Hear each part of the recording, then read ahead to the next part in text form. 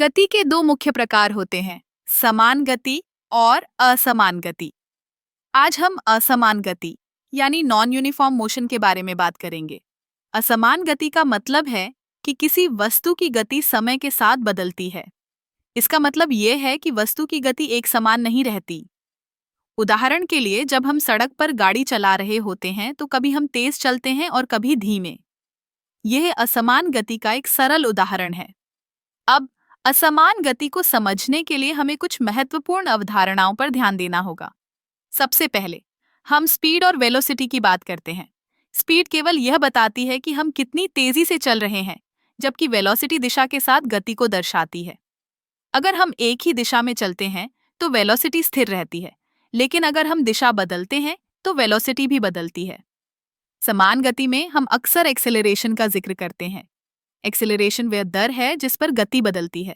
अगर आप गाड़ी को तेज करते हैं तो आपका एक्सेलरेशन सकारात्मक होता है, लेकिन अगर आप ब्रेक लगाते हैं तो आपका एक्सेलरेशन नकारात्मक होता है।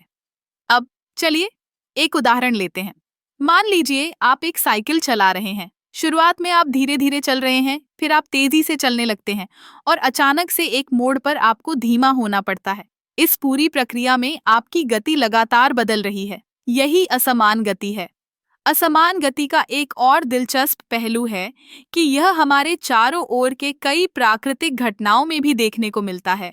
जैसे कि एक गिरता हुआ फल। जब फल पेड़ से गिरता है तो शुरुआत में उसकी गति धीमी होती है, लेकिन जैसे जैसे वह नीचे आता है उसकी गति बढ़ती जाती है। इस तरह असमान गति हमारे जीवन का एक अभिन्न हिस्सा है।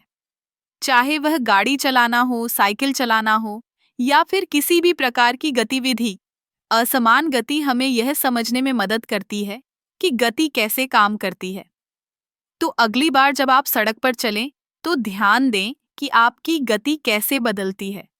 यह न केवल एक विज्ञान है बल्कि एक अनुभव भी है जो हमें हमारे चारों ओर की दुनिया को समझने में मदद करता है।